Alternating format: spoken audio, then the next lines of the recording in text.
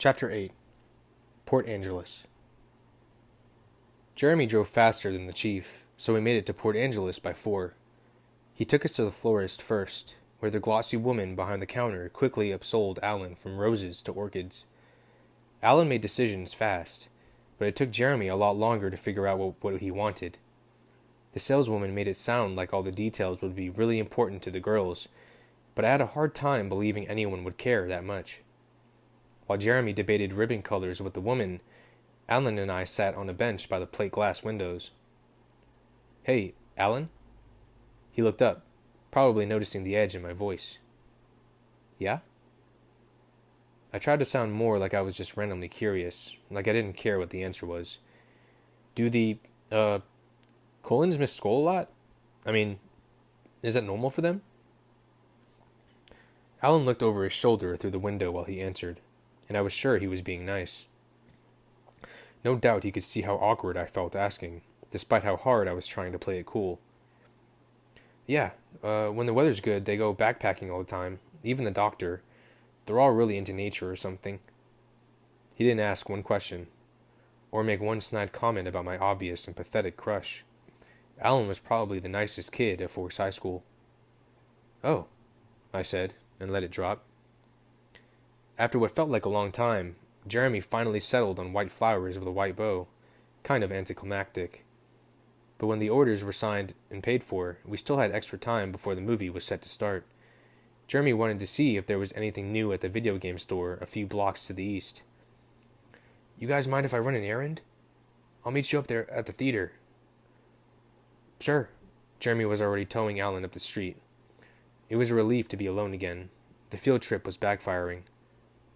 Sure, Alan's answer had been encouraging, but I just couldn't force myself into a good mood. Nothing helped me think about Edith less. Maybe a really good book.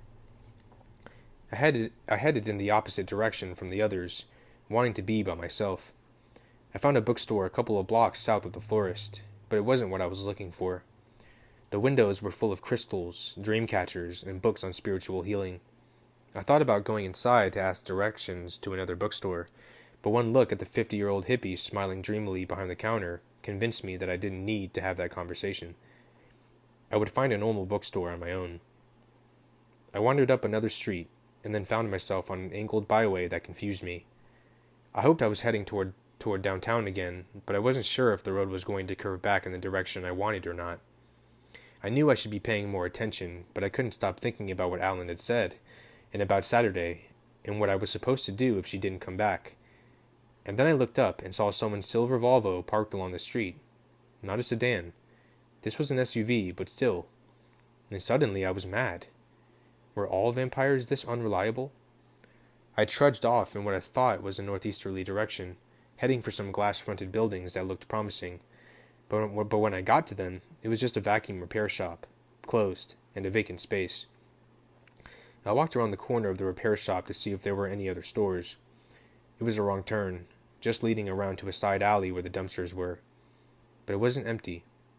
Staring at the huddled circle of people, I tripped on the curb and staggered forward noisily.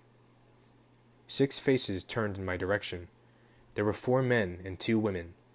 One of the women and 2 of the men quickly turned their backs to me, shoving their hands in their pockets, and I had the impression that they were hiding the things they'd been holding. The other woman had dark black hair, and she looked strangely familiar as she glared in my direction. But I didn't stop to figure out how I knew her. When one of the men had spun around, I'd gotten a quick glimpse of what looked a lot like a gun stuffed into the back of his jeans. I started walking forward, crossing the mouth of the alley and heading on to the next street, like I hadn't noticed him here. Just as I was out of view, I heard a voice whisper behind me, "It's a cop."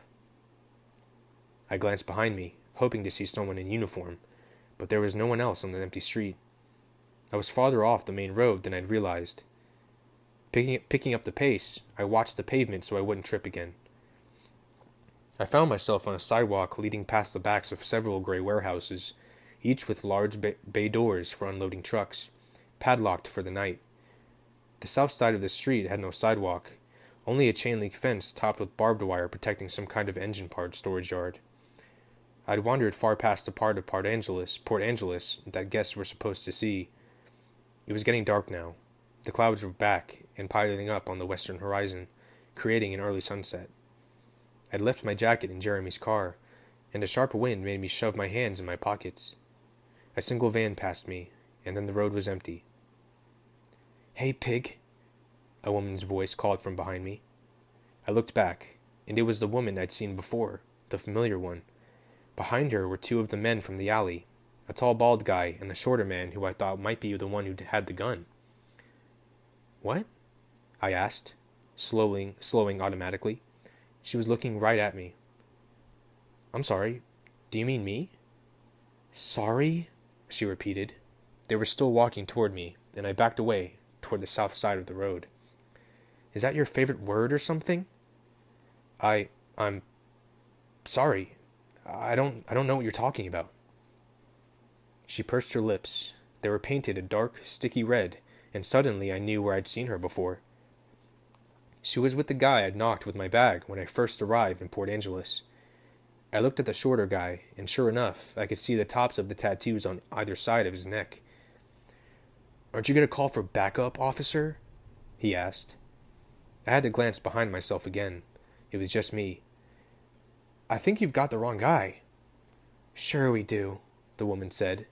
"And you didn't see anything back there either, did you?" "See anything?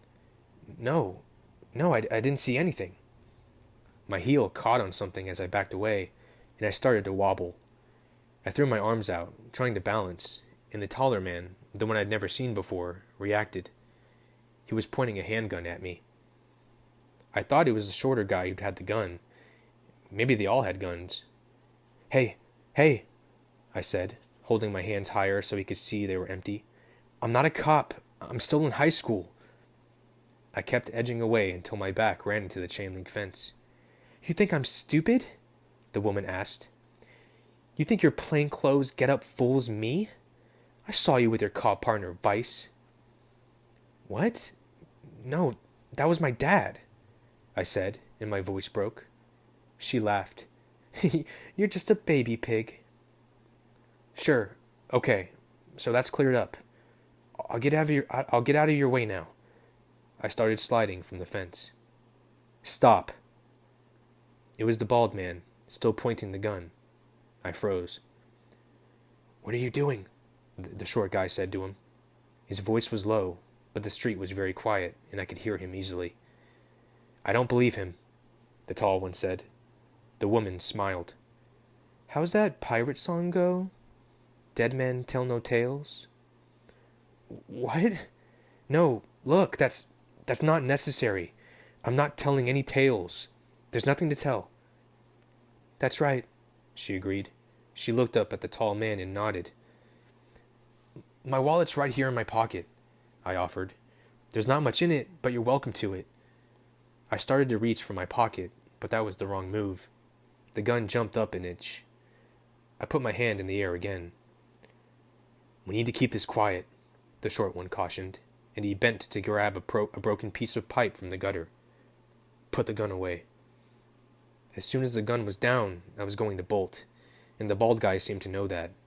He hesitated while the tattooed one started toward me. Zigzag. That was what my dad had told me once. It was hard to hit a moving target, especially one that wasn't moving in a straight line. It would help if I weren't doomed to trip over something. Just once, let me be sure on my feet. I could do that once, right? Just once, when my life depended on it? How much would a non-fatal bullet wound hurt? Would I be able to keep running through the pain? I hoped so. I tried to unlock my knees. The man with the pipe was only a few paces away from me now. A shrill squeal froze him in place. We all stared up as the noise turned piercing. Headlights flew around the corner and then barreled right at me. The car was just inches from hitting the tattooed guy before he jumped out of the way. The chain link rattled when he rammed into it. I turned to run, but the car unexpectedly fishtailed around, skidding to a stop with the passenger door flying open just a few feet from me. "Get in!" a furious voice hissed. I dove into the Volvo's dark interior, not even questioning how she'd come to be here. Relief and a new panic swamping me at the same time. What if she got hurt? I yanked the door shut behind me while I shouted, Drive, Edith! Get out of here! He's got a gun! But the car didn't move. Keep your head down, she ordered, and I heard the driver's side door open. I reached out blindly toward the sound of her voice, and my hand caught her slim, cold arm. She froze when I touched her. There was no give, though my fingers wrapped tight around the leather of her jacket. What are you doing? I demanded. Drive! My eyes were adjusting, and I could just make out her eyes in the reflected glow of the headlights. First they looked at my hand gripping her arm. Then they narrowed and glared out the windshield toward where the man and the woman must be watching, evaluating. They could shoot at any second. Give me just a minute here, Beau. I could tell her teeth were clenched together. I knew she would have no problem breaking free of my grasp, but she seemed to be waiting for me to let her go. That wasn't going to happen. If you go out there, I'm going with you, I said quietly. I'm not letting you get shot. Her eyes glared forward for another half-second, and then her door slammed shut, and we were reversing at what felt like about 60. Fine, she huffed. The car spun in a tight arc as we raced backward around a corner, and then suddenly we were speeding forward. Put on your seatbelt, she told me. I had to drop her arm to obey, but that was probably a good idea anyway. Excuse me, I'm sorry. It wasn't exactly a normal thing, holding on to a girl like that. Excuse me. Still, I was sad to let go. The snap as the belt connected was loud in the darkness. She took a sharp left, then blew through several stop signs without a pause. But I felt oddly at ease, and totally unconcerned about where we were going. I stared at her face, lit only by the dim dashboard lights, and felt a profound relief that went beyond my lucky escape. She was here. She was real. It took me a few minutes of staring at her perfect face to realize more than that. To realize that she looked super, super pissed. Are you okay? I asked, surprised by how hoarse my voice was. No, she snapped. I waited in silence, watching her face while her eyes glared straight ahead. The car came to a sudden, screeching stop. I glanced around, but it was too dark to see anything besides the vague outline of dark trees crowding the roadside. We weren't in town anymore. Are you hurt at all, Beau? She asked, her voice hard. No. My voice was still rough. I tried to clear my throat quietly. Are you? She looked at me then, with a kind of irritated disbelief. Of course I'm not hurt. Good, I said. Can I ask why you're so mad? Did I do something? She exhaled in a sudden gust. Don't be stupid, Beau. Sorry. She gave me another disbelieving look and then shook her head. Do you think you would be all right if I left you here in the car for just a few... Before she could finish, I reached out to grab her hand where it was rested on the gear shift. She reacted by freezing again. She didn't pull her hand away. It was the first time I'd really touched her skin, when it wasn't accidental and just for a fraction of a second. Though her hand was as cold as I expected, my hand seemed to burn from the contact. Her skin was so smooth. You're not going anywhere without me. She glared at me, and like before, it was as if she were waiting for me to let go instead of just yanking free like she could easily have done. After a moment, she closed her eyes. Fine, she said again. Give me a moment. I was okay with that. I kept my hand lightly on hers, taking advantage of her closed eyes to stare openly. Slowly, the tension in her face started to relax until it was smooth and blank as a statue. A beautiful statue, carved by an artistic genius. Aphrodite, maybe. Was that the one who was supposed to be the goddess of beauty?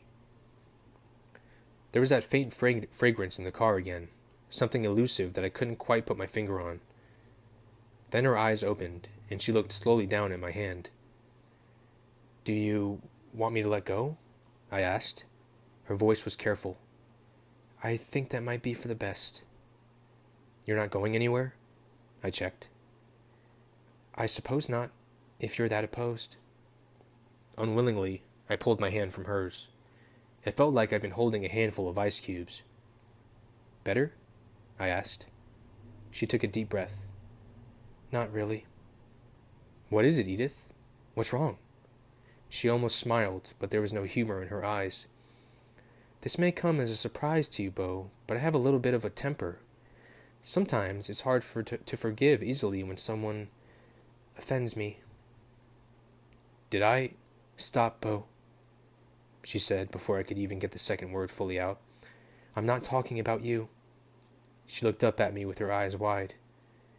"Do you realize that they were serious? That they were actually going to kill you?" "Yeah, I kind of figured they were going to try." "It's completely ridiculous." It seemed like she was working herself up again. "Who gets murdered in Port Angeles? What is it with you, Bo? Why does everything deadly come looking for you?" I blinked.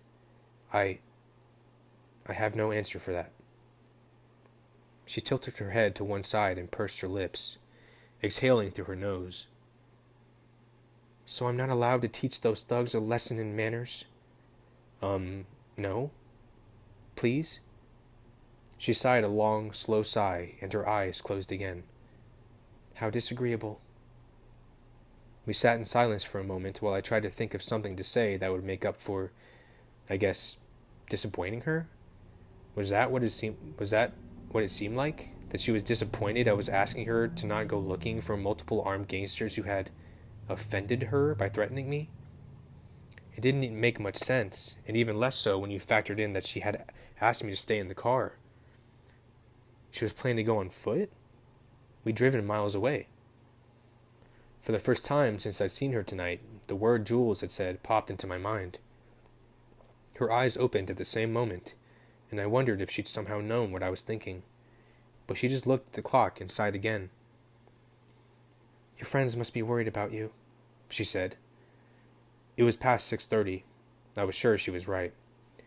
Without another word, she started the engine and spun the car around. Then we were speeding back toward town. We were under the streetlights in no time at all, still going too fast, weaving easily through the cars, slowly cruising the boardwalk. She parallel parked against the curb in a space I would have thought much too small for the Volvo, but she slid in with one try. I looked out the window to see the theater's brightly lit marquee. Jeremy and Alan were just leaving, pacing away from us. "How did you know where—" I started, but then I just shook my head. "Stop them before I have to track them down, too. I won't be able to restrain myself if I run into your other friends again." It was strange how her silky voice could sound so menacing. I jumped out of the car, but kept my hand on the frame, like before, holding her here. "Jer! Alan!" I shouted. They weren't very far away. They both turned, and I waved my free arm over my head. They rushed back, the relief on both their faces turning to surprise when they took in the car I was standing next to. Alan stared into the recesses of the car, and then his eyes popped wide in recognition. "What happened to you?" Jeremy demanded. "We thought you took off." "No, I just got lost, and then I ran into Edith." She leaned forward and smiled through the windshield. Now Jeremy's eyes bugged out. "Oh, hi, Edith," Alan said. She waved at him with 2 fingers, and he swallowed loudly. Hey," Jeremy said in her direction. Then he stared at me. I must have looked odd, my one hand locked on the frame of the open door, but I wasn't letting go. "So, the movie's already started, I think." "Sorry about that," I said. He checked his watch. "It's probably still just running previews. Did you—" He eyed my hand on the car.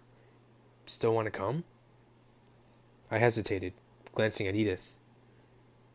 "Would you like to come, Edith?" Alan asked politely, though he had a little trouble getting her name out. Edith opened her door and stepped out, shaking her long hair back from her face. She leaned on the frame and threw her dimples at them. Jeremy's mouth fell open. "I've already seen this one, but thank you, Alan," she said. Alan blinked and seemed to forget how to speak. It made me feel a little better for always being so stupid around her. Who could help it? Edith glanced over at me. "On a scale of 1 to 10, how much do you want to see this movie now?" She murmured. -5,000, I thought. Not that much," I whispered back. She smiled directly at Jeremy now. Will it ruin your night if I make Bo take me to dinner? She asked. Jeremy just shook his head. He hadn't remembered how to close his mouth yet. Thanks, she told him, dimpling again. I'll give Bo a ride home. She slid back inside. Get in the car, Bo, she said. Alan and Jeremy stared. I shrugged quickly and then ducked into the passenger seat. The hell? I heard Jeremy breathe as I slammed my door. I didn't get another look at their reactions. She was already racing away. Did you really want dinner? I asked her. She looked at me questioningly. Was she thinking what I was thinking? That I'd never actually seen her eat anything? I thought you might, she finally said. I'm good, I told her. If you'd rather go home... No, I said too quickly. I can do dinner. I just mean it doesn't have to be that. Whatever you'd like. She smiled and stopped the car. We were parked right in front of an Italian place. My palms started to sweat a little as I jumped out of the car. Excuse me, I'm sorry. Hurrying to hold the restaurant's door for her. I'd never really been on a date like this. A real date. I'd gotten roped into some group things back in Phoenix, but I could honestly say that I hadn't cared one way or another if I ever saw any of those girls again. This was different. I nearly had a panic attack any time I thought this girl might disappear. She smiled at me as she walked past, and my heart did this weird double beat thing. The restaurant wasn't crowded. This was the off-season in Port Angeles. The host was a meticulously groomed guy a few years older than me, about my height but thicker through the shoulders. His eyes did that same thing that Alan's and Jeremy's had, bugging out for a second before he got control of his expression. Then it was his smarmiest smile and a goofy deep bow. All for her. I was pretty sure he didn't even know I was standing there next to her. What can I do for you? He asked as he straightened up, still looking only at her. A table for two, please. For the first time, he seemed to realize I was there. The look he gave me was quick and dismissive. His eyes shifted back to her immediately, not that I could blame him for that. Of course, mademoiselle. He grabbed 2 leather folders and gestured for Edith to follow. I rolled my eyes. Signorina was probably what he'd been looking for. He led us to a four-top in the middle of the most crowded part of the dining room. I reached for a chair, but Edith shook her head at me. Perhaps something more private? She asked quietly to the host. It looked like she brushed the top of his hand with her fingers, which I already knew was unlike her. She didn't touch people if she could help it. But then I saw him slide that hand to a pocket inside his suit coat, and I realized that she must have given him a tip. I'd never seen anyone refuse a table like that, except in old movies. Of course, the host said, sounding as surprised as I was. He led us around a partition to a small ring of booths, all of them empty. How was this? Perfect, she said, and unleashed her smile on him. Like a deer in headlights, the host froze for a long second, and then he slowly turned and staggered back toward the main floor, our menu still in the crook of his arm. Edith slid into one side of the closest booth, sitting close to the edge so that my only option was to sit facing her, with the length of the table between us. After a second of hesitation, I sat too. Something thudded a couple times on the other side of the partition, like the sound of someone tripping over his own feet and then recovering. It was a sound I was familiar with. That wasn't very nice. She stared at me, surprised. What do you mean? Whatever that thing you do is, with the dimples and the hypnotizing or whatever. That guy could hurt himself trying to get back to the door. She half smiled. I do a thing? Like you don't know the effect you have on people? I suppose I can think of a few effects. Her expression went dark for a tiny second, but then it cleared and she smiled. But no one's ever accused me of hypnotism by dimples before. Do you think other people get their way so easily? She tilted her head to the side, ignoring my question. Does it work on you? This thing you think I do? I sighed. Every time. And then our server arrived with an expectant expression, which quickly shifted to awe. Whatever the host had told him, it had been an understatement. Hello, he said, surprise making his voice monotone as he mechanically recited his lines. My name is Sal, and I'll be taking care of you tonight. What can I get you to drink? Like the hosts, his eyes never strayed from her face. Beau? She prompted. A Coke? I might as well not have spoken at all. The waiter just kept staring at Edith. She flashed a grin at me before turning to him. 2 Cokes, she told him, and, almost like an experiment, she smiled a wide, dimpled smile right into his face. He actually wobbled, like he was going to keel over. She pressed her lips together, trying not to laugh. The waiter shook his head and blinked, trying to reorient. I watched sympathetically. I knew just how he felt. And a menu? She added when he didn't move.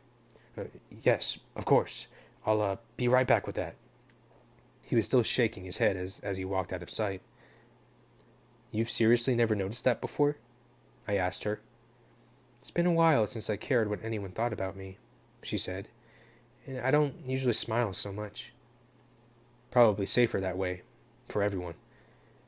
Everyone but you. Shall we talk about what happened tonight? Huh? Your near-death experience? Or did you already forget? Oh, actually, I had. She frowned. How do you feel? What do you mean? I hope she didn't turn on the hypnotist's eyes and make me tell the truth, because what I felt right now was euphoria. She was right here, with me, on purpose. I'd gotten to touch her hand, and I probably had a few hours ahead to spend with her, too, since she'd promised to drive me home. I never felt so happy and so off balance at the same time. Are you cold, dizzy, sick? The way she listed the words reminded me of a doctor's exam, and I didn't feel cold or sick, or dizzy in a medical way. Should I? She laughed. I'm wondering if you're going to go into shock, she admitted. I've seen it happen with less provocation. Oh, no, I think I'm fine, thanks. Honestly, almost being murdered was not the most interesting thing that had happened to me tonight, and I hadn't really thought much about it. Just the same, I'll feel better when you have some food in you. On cue, the waiter appeared with our drinks and a basket of breadsticks. He stood with his back to me while he placed them on the table, then handed Edith the menu. Done with her experiments, she didn't so much as look at it this time. She just pushed the menu across the table to me. He cleared his throat nervously. There are a few specials. We have a mushroom ravioli and... Sounds great, I interrupted. I didn't care what I got. Food was the last thing on my mind. I'll have that. I spoke a little louder than necessary, but I wasn't sure he really knew I was sitting here. He finally threw a surprised glance my way, and then his attention was back to her. And for you? That's all we need. Thank you. Of course. He waited for a second, hoping for another smile, I thought. A glutton for punishment. When Edith kept her eyes on me, he gave up and walked away.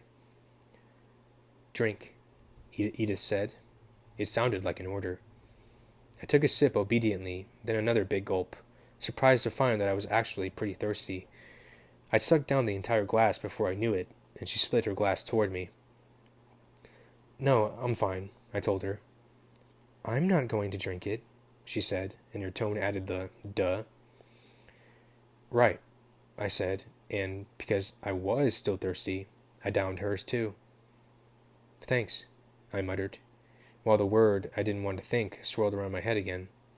The cold from the soda was radiating through my chest, and I had to shake off a shiver. You're cold? She asked, serious now, like a doctor again. It's just the Coke, I explained, fighting another shiver. Don't you have a jacket? Yeah. Automatically, I patted the empty seat next to me. Oh. I left it in Jeremy's car, I realized. I shrugged and then shivered. Edith started unwinding a bone-colored scarf from around her neck. I realized that I'd never once really noticed what she was wearing. Not just tonight, but ever. The only thing I could remember was a black gown from my nightmare. But though I hadn't processed the particulars, I knew that in reality she always wore light colors. Like tonight, under the scarf she had on a pale gray leather jacket, cut short like motorcycle gear, and a thin white turtleneck sweater. Excuse me. I was pretty sure she usually kept her skin covered, which made me think of the deep V on the black dream gown again, and that was a mistake. A patch of warmth started to bloom on the side of my neck. "Here," she said, tossing the scarf to me. I pushed it back. "Really, I'm fine." She cocked her head to the side. "The hairs on the back of your neck are standing up, Beau," she stated. "It's not only a lady's scarf, if that's what's bothering you. I stole it from Archie." "I don't need it," I insisted. "Fine. Royal has a jacket in the trunk. I'll be right." She started to move, and I reached out, trying to catch her hand, to keep her there. She evaded my grasp, folding her hands under the table, but didn't get up. "Don't go," I said softly. I knew my voice sounded too intense. She was just going out to her car, not disappearing forever, but I couldn't make it sound normal. "I'll wear the scarf. See?" I grabbed the scarf from the table. It was very soft and not at all warm, the way it should be after coming off someone's body, and started to wrap it around my neck. I never worn a scarf that I could remember, so I just wound it in a circle until I ran out of fabric. At least it would cover the round of my neck. Maybe I should own a scarf. This one smelled amazing and familiar. I realized this was a hint of the fragrance from the car. It must be her. "Did I do it right?" I asked her. The soft knit was already warming to my skin, and it did help. "It suits you," she said, but then she laughed, so I guessed that meant the answer was no. "Do you steal a lot of things from, Archie?" She shrugged. "He has the best taste." "You never told me about your family. We ran out of time the other day." Was it only last Thursday? It seemed like a lot longer. She pushed the basket of breadsticks toward me. "I'm not going into shock," I told her. "Humor me?" she said, and then she did the thing with the smile in the eyes that always won. "Ugh," I grumbled as I grabbed a breadstick. "Good boy," she laughed. I just gave her a dark look as I chewed. "I don't know how you can be so blasé about this," she said. "You don't even look shaken. A normal person—" She shook her head. "But then you're not so normal, are you?" I shook my head and swallowed. "I'm the most normal person I know." "Everyone thinks that about themselves." Do you think that about yourself?" I challenged. She pursed her lips. "Right," I said. "Do you ever consider answering any of my questions, or is that not even on the table?" "It depends on the question." "So tell me one I'm allowed to ask." She was still thinking about that when the waiter came around the partition with my food. I realized we'd been unconsciously leaning toward each other across the table, because we both straightened up as he approached. He set the dish in front of me. It looked pretty good, and turned quickly to Edith. "Did you change your mind?" he asked. "Isn't there anything I can get you?" I didn't think I was imagining the double meaning in his offer. "Some more soda would be nice," she said, gesturing to the empty glasses without looking away from me. The waiter stared at me now, and I could tell he was wondering why someone like Edith would be looking at someone like me that way. Well, it was a mystery to me, too. He grabbed the glasses and stalked off. "I imagine you have a lot of questions for me," Edith murmured. "Just a couple thousand," I said. "I'm sure. Can I ask you one first? Is that unfair?" Did that mean she was going to answer mine? I nodded eagerly. "What do you want to know?" She stared down at the table now, her eyes hidden under her black lashes. Her hair fell forward, shielding more of her face. The words weren't much more than a whisper. "We spoke before about how you were trying to figure out what I am. I was just wondering if you'd made any more progress with that." I didn't answer, and finally she looked up. I was glad for the scarf again, though it couldn't hide the red I could feel creeping up into my face now. What could I say?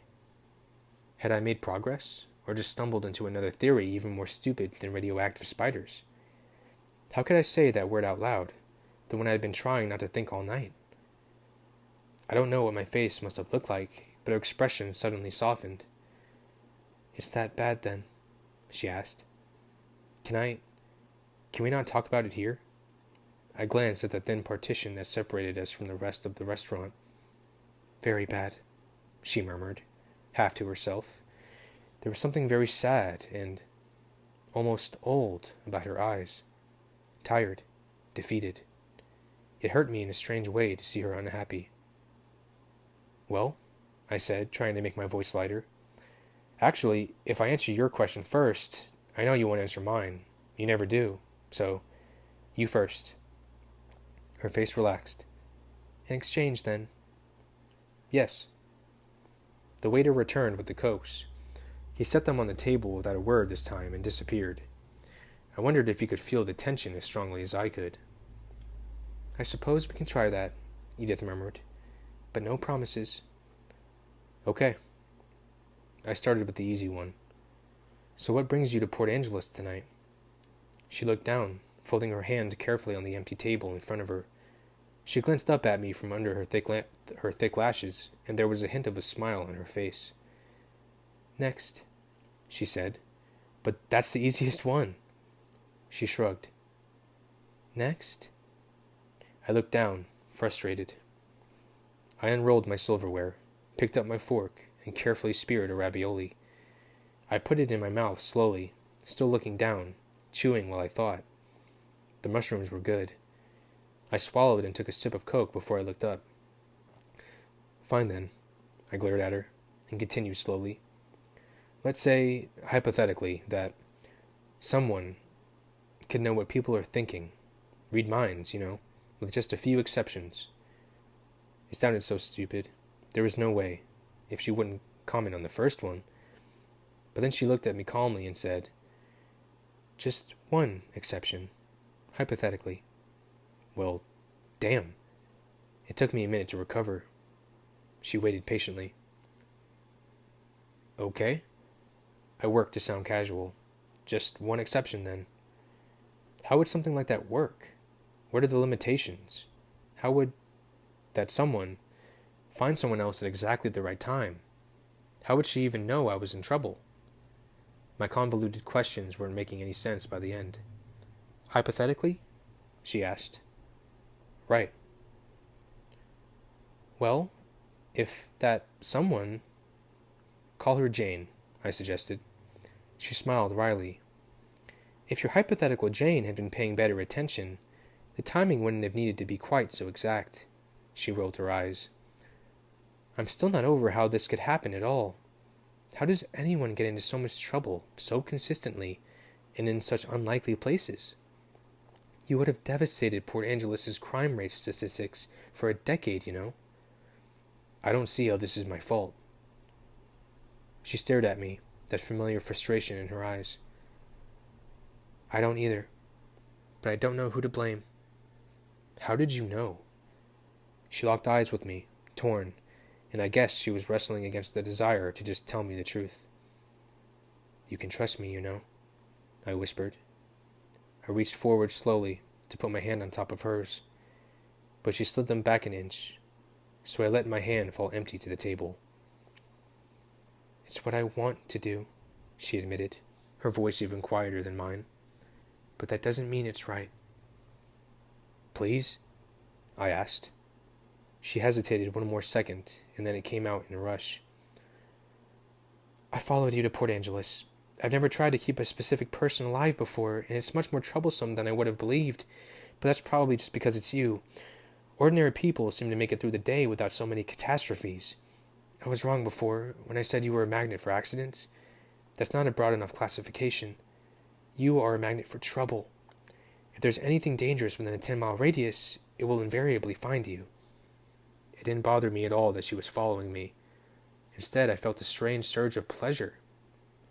She was here for me. She stared, waiting for me to react.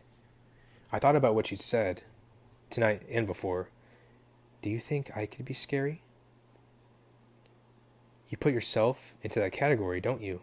I guessed. Her face turned hard, expressionless. unequivocally. I stretched across the table again, ignoring her when she pulled back slightly once more, and laid my hand on top of hers. She kept them very still.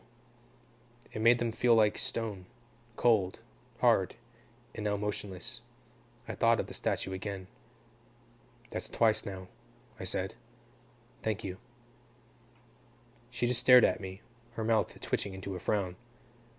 I tried to ease the tension, make a joke. "I mean, did you ever think that my number was up the first time? With the van, and you're messing with fate? Like those Final Destination movies?" My joke fell flat. Her frown deepened. "Edith?" She angled her face down again, her hair falling across her cheeks, and I could barely hear her answer. "That wasn't the first time," she said. "Your number was up the first day I met you. It's not twice you've almost died. It's 3 times. The first time I saved you, it was from myself." As clearly as if I were back in my first biology class, I could see Edith's murderous black glare. I heard again the phrase that had run through my head in that moment. If looks could kill. "You remember?" she asked. She stared at me now, her perfect face very serious. "You understand?" "Yes." She waited for another reaction. When I didn't say anything, her eyebrows pulled together. "You can leave, she told me. "Your friends are still at the movie."